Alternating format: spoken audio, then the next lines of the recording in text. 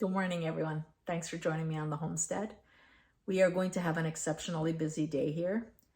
We are harvesting the balance of our tomatoes and basil, and I thought I'd take you along with me for the day. But because there is so much information on different segments, I will be doing different videos for different purposes, the same introduction for every video. So if you see the same start to a video and think, oh, I've already watched that, don't change the video. It's just the introduction. I will be doing tomato paste, when you get in the little cans, and I'll show you how to preserve it in a way that if you only need a tablespoon, you don't need to open a whole can. Pizza sauce, the most amazing pizza sauce. I learned this from Forno Bravo when I took a pizza making course. And also sun-dried tomatoes, which is such a treat to have. And if you can do your own, please think about doing your own. Anyway, it's going to be a long day. I'm going to be in the same attire for several videos because it's one day. But I hope you stick along, watch every single video because each video will have a different topic, a different recipe. And I really appreciate you being here with me. Well, before we get started today, I thought I'd show you what the garden's looking like right now. A lot of these tomatoes are going to get picked today. The ones that are green and very sturdy, I might leave on the vine for a little while. The ones that are almost there, I'll pick and I'll let sit inside and finish ripening up. These ones, all the leaves have pretty much died back.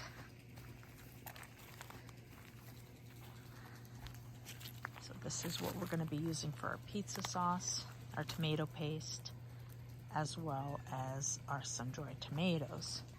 Look at our potato harvest. Sample of how gorgeous these are. Look at the size of these things. Just letting them cure in the sun right now. They're just beautiful. And of course our beans we're just letting dry up for shelling beans.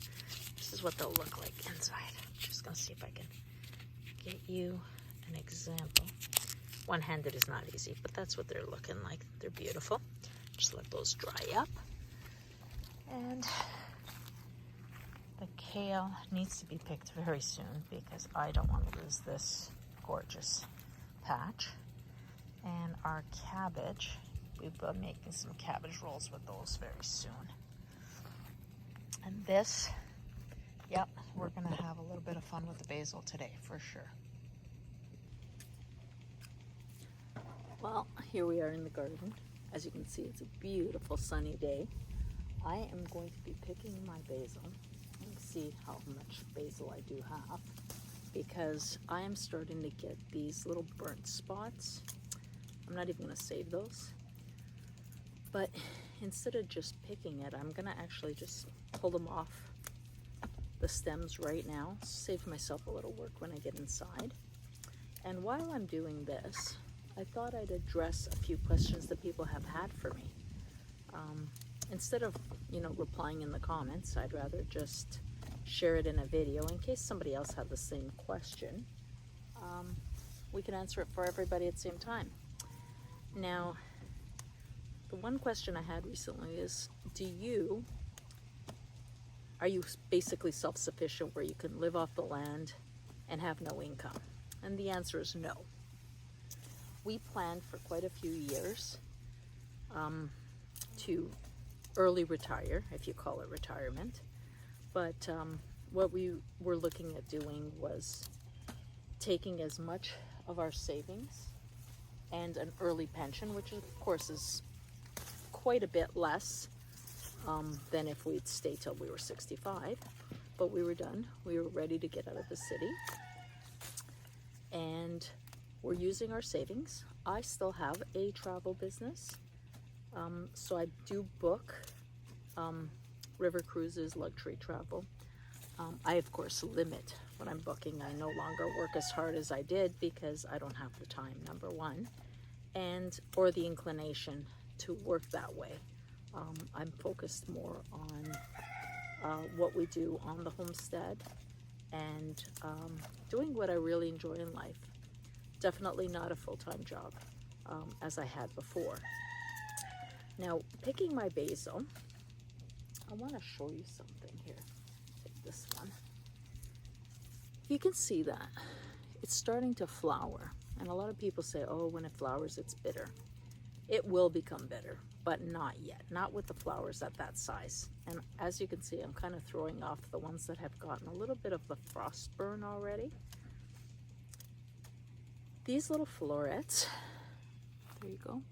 I'm going to dehydrate and use that as my dry basil. I find it's nicer than dehydrating the leaves. I would love to freeze dry, but freeze dryers are just out of our budget at this time. So it's on my wish list for sure, but not doable right now.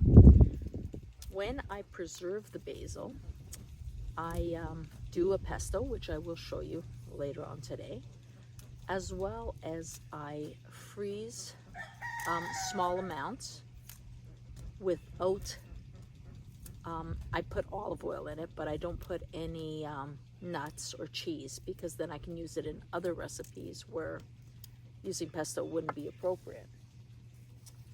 You see how much basil I have? And I've shared with so many people, and I've already made so much pesto, but it's such a beautiful herb.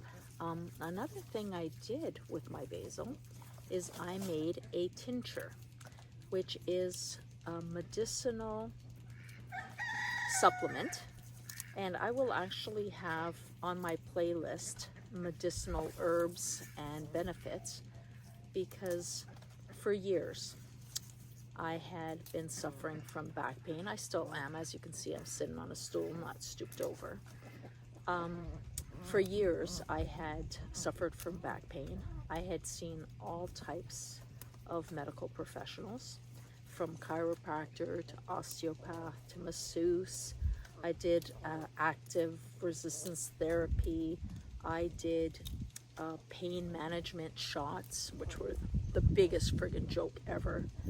Seriously, if you have that kind of issue, think about it before doing that type of thing. I would get an injection, be in devastating pain from the injection for 2 days, and then only have relief for a day after that.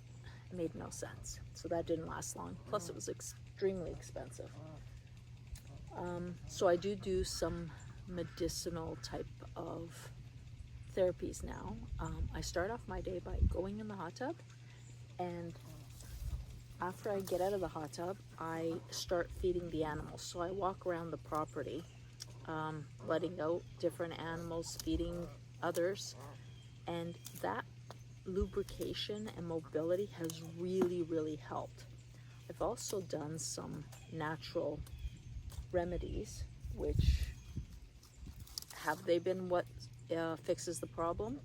I don't know, but it is improved, and as long as there's improvement, I'm happy with that. So other questions people had was, do you produce all your own food? And the answer is no. We have plenty of vegetables. We absolutely have our own eggs and chicken. We raise rabbits. I am still getting my family to be accustomed to rabbit meat. It is a very lean protein. It is not meat tasting because, after all, they're raised domestically, so why would they have a gamey flavor? Feed is expensive, so we try to feed them a lot of stuff out of the gardens. Like, as you see, all these stalks I have from the basil, the rabbits will enjoy those. I swear I'm flavoring the meat internally. And I'm going to take you inside after I finish picking, because as you can see, there's tons to do. I will go inside and show you how to make a preserve as well as some pesto. So I had to move inside. It was getting very warm out there. I didn't want the basil to wilt while I was doing this. What I'm doing here is I'm taking off those little florets, and that is going into my dehydration pile. I'll do it in a simple dehydrator. I wish I had a freeze dryer, but I don't, and it's not in the budget right now, so we'll just keep dehydrating. It's when I dehydrate them, I then make that as my dried basil. I have tried hanging. I have tried doing it in the microwave, which some people suggested. I have done them in the oven to dehydrate them. I've done the leaves in the dehydrator, and they all look black to me. I'm sorry, it's just not appealing, and I can't do it. So what I do is the florets get dehydrated because those are fine, and then I use that as my dry basil. The leaves I will wash and then show you a very interesting technique that I did learn off a YouTube channel, and I so much wanted to tag him on it. But when I searched and searched, I couldn't find it. So I don't know if he's removed his video or his channel, or just the algorithms aren't allowing me to find him, which is too bad because I did learn this technique from him and it works wonderful. Instead of ending up with black pesto or black basil, you keep that beautiful, beautiful bright green color of the fresh basil, which I really appreciate. So I will be sharing that with you so that you will have that technique.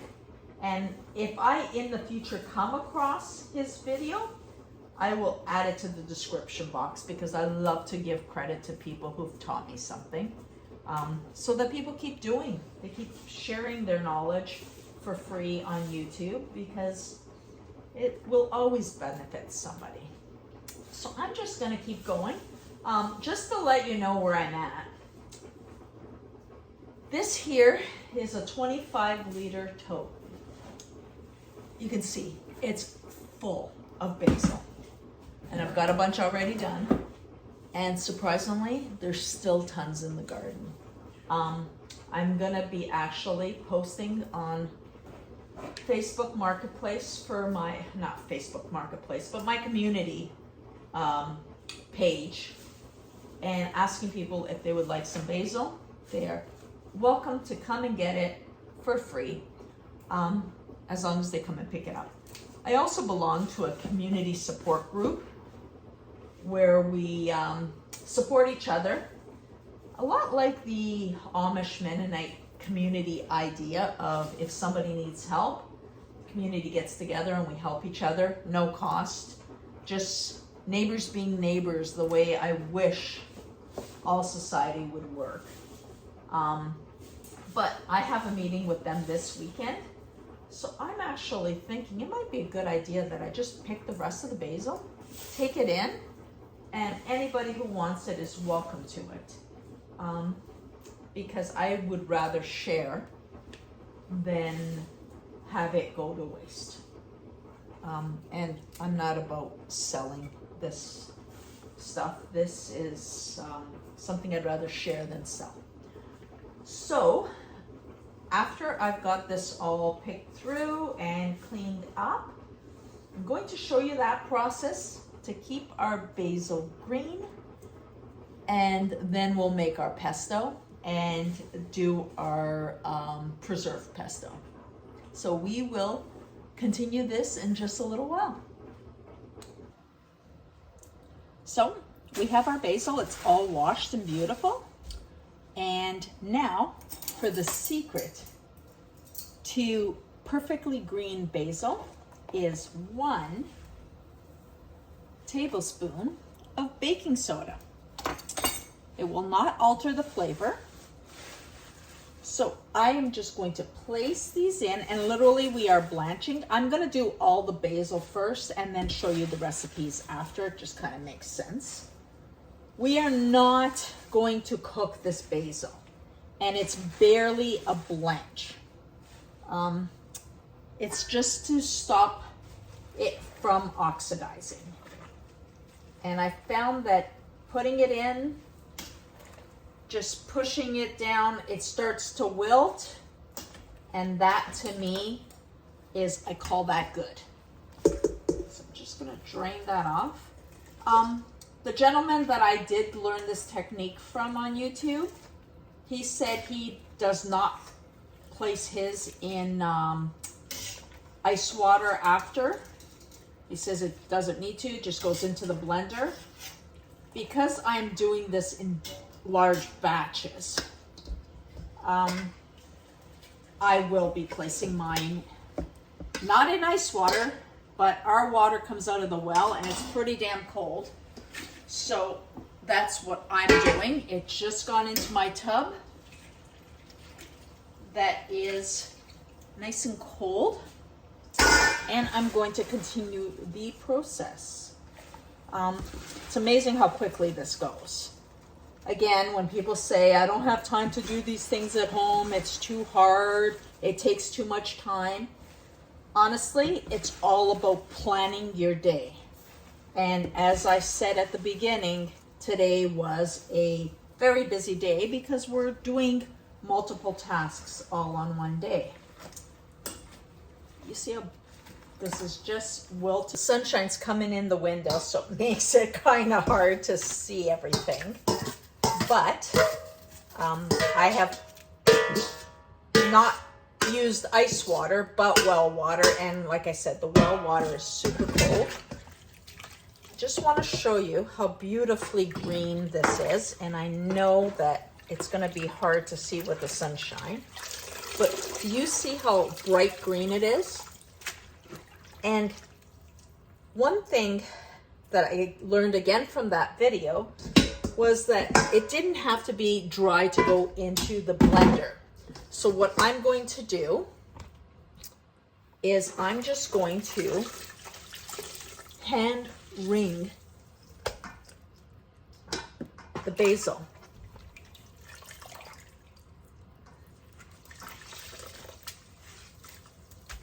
There we go. Now that our basils are all blanched,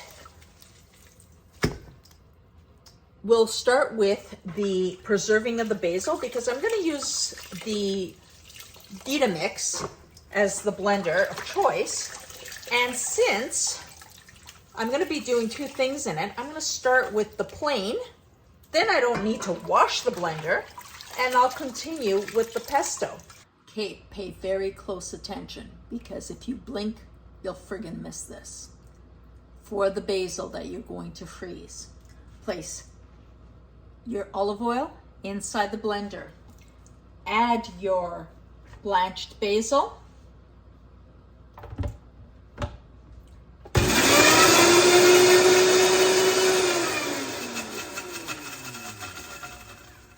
And you're done. How hard was that? Now what we're going to do is we're going to put it into these ice cube trays. They are silicone bottoms, so it makes it really easy to pop out. I get these on Amazon. I find them really inexpensive. There's nothing fancy about them just that they freeze well. What I really like about them is you have a lid so that once you're filled, you can stack them. Great way to keep basil and other herbs also. So that's how hard it is to blend up some basil and put it in your freezer. Seriously, why would you pay full price for winter basil when you can have summer basil at your fingertips? The beauty of doing two recipes that are very similar is you don't have to wash your equipment. So I blended up our basil that's going in the freezer, and now we're going to do our pesto. I'm going to start off, and let me just clarify, pesto is very much flavor focused. I use pine nuts, some people use walnuts, some people use other nuts. I do like the traditional pine nut flavor. My son loves it. He says he will eat pesto and pasta every single day. So this is why we're making several batches for over the winter. I start off with a half a cup of olive oil, 4 cloves of garlic. I add a cup of Parmesan cheese, and the Parmesan cheese I use is I buy the block, and then I use my Vitamix dry carafe, and that way I blend it up nice and fine. I find it just blends into cooking a lot easier. You don't want to use that product that's called Parmesan, but is on the shelf in the grocery store. Cheese should be refrigerated, not on the shelf. So you gotta kind of wonder what's in it to keep it there. So anyway, what I do is I blend my own Parmesan for the blend. And then I add the blanched basil, which we've done together. And I mix it up. It's really loud while I'm doing this, so I will continue after I've got the blender full. So again, we have garlic, Parmesan, olive oil, pine nuts, and our basil. Some people add lemon juice. I usually taste it and see if it's fresh enough. If it's fresh enough, I don't add the basil. If I feel it needs a little bit of a sparkle, I will squirt in a bit of lemon juice just to make sure that it's vibrant. But we will continue once all the noise is over.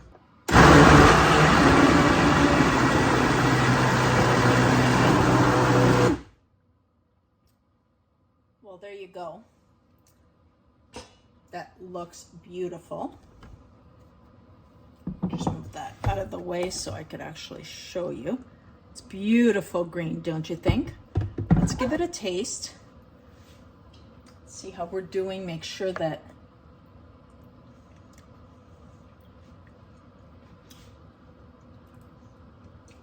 that does taste good. I think it needs a little bit more olive oil. And I use a good quality olive oil. Yeah, I just think it needs to be a little bit looser.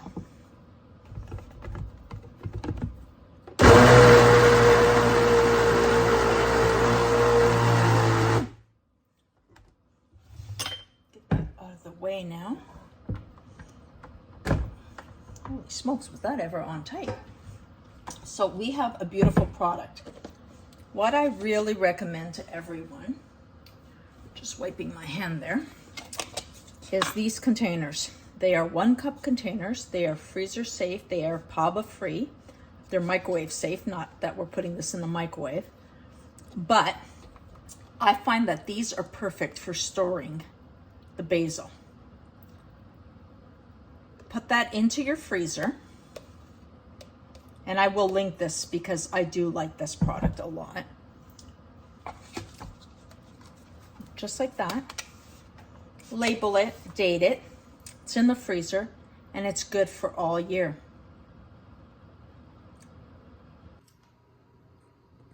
Well, here we are, packaging it all up. This pesto looks beautiful. It smells amazing in this kitchen. I'm using these containers. They're 1 cup containers to go into the freezer. As I said, I do not can my pesto. I freeze it. It's much fresher tasting. And I did want to share with you a comparison. This is the pesto we made together today.